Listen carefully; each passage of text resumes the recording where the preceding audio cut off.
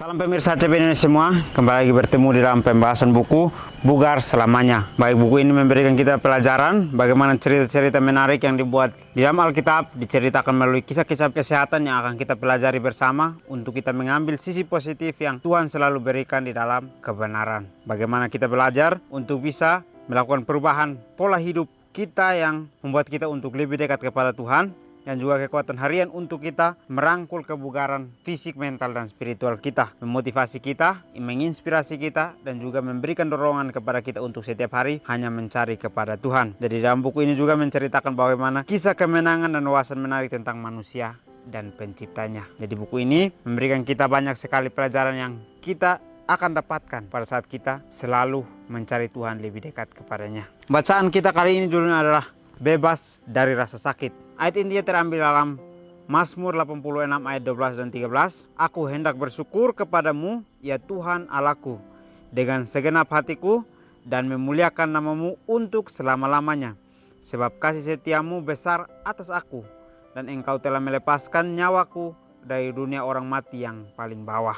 Selama 2 tahun saya menderita sakit yang paling menyiksa akibat suatu penyakit yang dikenal sebagai fibromyalgia. Saya telah membaca Rasul Yakobus, kalau ada seorang di antara kamu yang sakit, baiklah ia memanggil para penatua jemaat supaya mereka mendoakan dia serta mengolesnya dengan minyak dan nama Tuhan. Dan doa yang dilahirkan dari iman akan menyelamatkan orang sakit itu, dan Tuhan akan membangunkan dia. Dan jika ia telah berbuat dosa, maka dosanya diampuni. Yakobus 5 ayat 14 dan 15. Tetapi saya belum mempertimbangkan ayat ini untuk diri saya sendiri. Saya tidak berada di ambang kematian. Baik, pelajaran kita memberikan kita contoh bagaimana kita bisa merasakan kesehatan itu dengan bebas. Pada saat kita ingin untuk bebas dari rasa sakit, berarti kita harus bisa untuk menjaga kesehatan tubuh kita masing-masing. Jadi kita bersyukur kepada Tuhan, Tuhan masih memberikan kita kesempatan untuk bersyukur merasakan kesehatan itu. Karena kesehatan adalah hal yang mahal yang harus kita jaga. Karena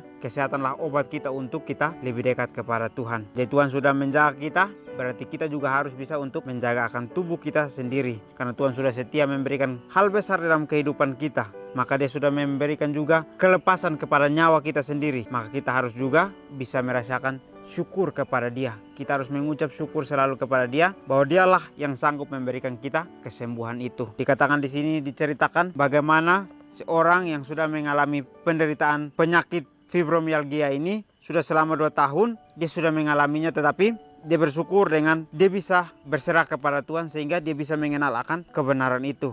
Pada saat dia mencari akan kebenaran itu, dia menemukan Rasul Yakobus mengatakan bahwa kalau ada di antara kamu yang sakit, baiklah memanggil para penatua jemaat supaya mendoakan dan mengoleskan minyak dengan nama Tuhan. Dan doa yang lahir dari iman menyelamatkan orang sakit itu, dan Tuhan akan membangunkan dia. Tetapi kita lihat di sini dikatakan bahwa, tetapi saya belum mempertimbangkan ayat ini untuk diri saya sendiri. Saya tidak berada di ambang kematian. Kita seringkali menggunakan ayat ini hanya untuk kepada orang-orang yang akan mengalami kematian fisik. Tetapi kita harus ingat, pada saat Tuhan memberikan kita teguran, berarti kita sedang melakukan sesuatu kesalahan yang dimana Tuhan menegur kita untuk kita berbalik. Bukan hanya kematian akan kedagingan saja, tetapi kematian akan iman kita sendiri.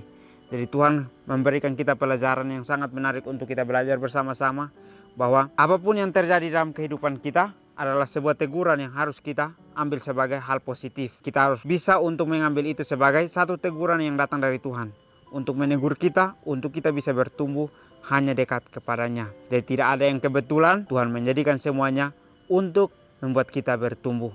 Tidak ada yang Tuhan membuat untuk sementara saja, tetapi Tuhan membuat itu untuk suatu pertumbuhan iman kita sendiri. Meski begitu, saya sudah sering berdoa memohon kesembuhan dari sakit kronis yang menyiksa keempat sisi tubuh saya. Menyesuaikan dengan kemungkinan hidup dan penderitaan fisik, saya telah menerima situasi ini sebagai duri dalam daging, yang dengannya saya harus terus hidup dan menyesuaikan diri.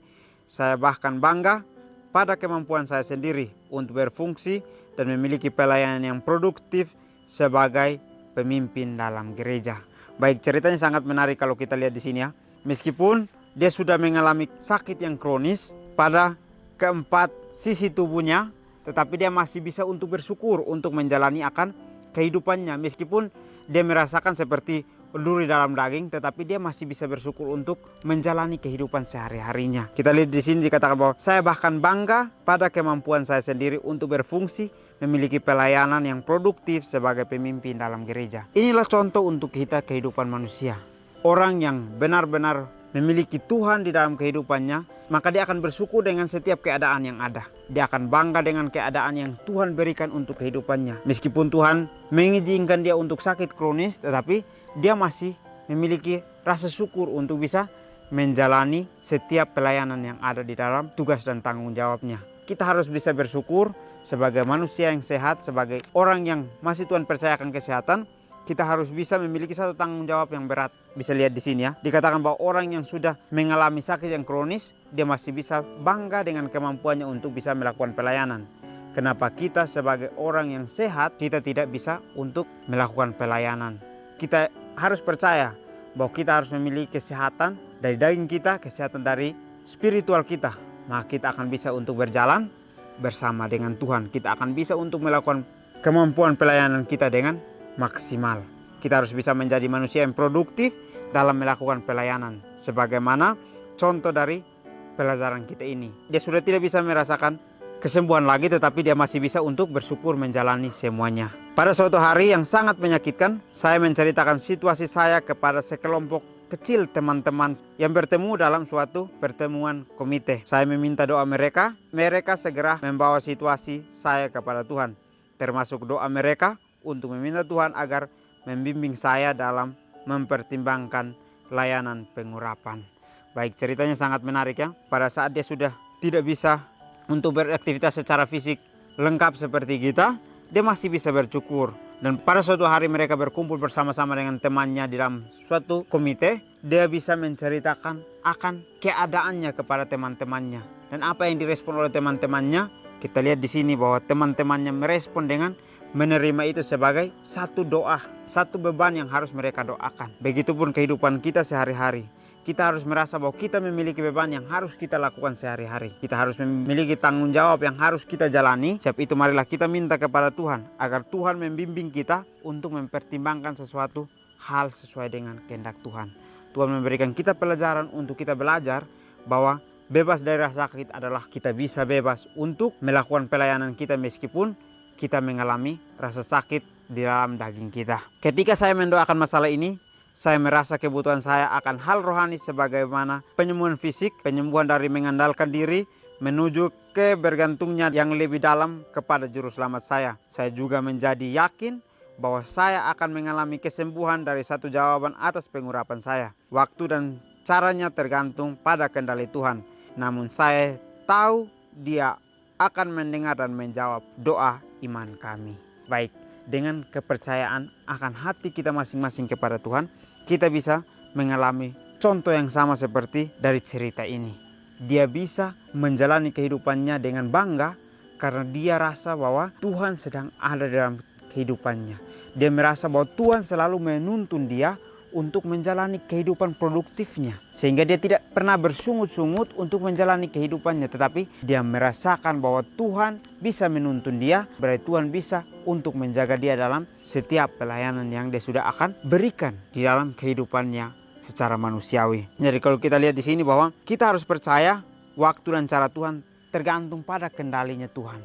Jadi kita ingin untuk mendoakan sesuatu, tetapi jangan kita harapkan itu datang dari diri kita. Tetapi kita harus percaya bahwa Tuhanlah yang mengendalikan segala sesuatu untuk terjadi. Tuhan bisa menunggu, Tuhan bisa menjawab secara langsung atau tidak karena keinginan daging kita. Jadi kita percaya bahwa dengan kita mengucapkan segala sesuatu dengan doa kita kepada Tuhan, maka Dia akan mendengar dan menjawab doa dengan iman dan percaya kita masing-masing. Saat teman-teman saya berkumpul di sekitar saya untuk kebaktian pengurapan, saya merasa kedamaian kehadiran Tuhan. Saya yakin Tuhan akan melakukan pekerjaannya. Saya juga percaya pada kehendaknya dan metode yang akan Dia gunakan untuk mencapai tujuannya. Jadi Tuhan memiliki cara masing-masing. Kita hanya bisa berserah kepada Tuhan. Tuhanlah yang akan menuntun kita.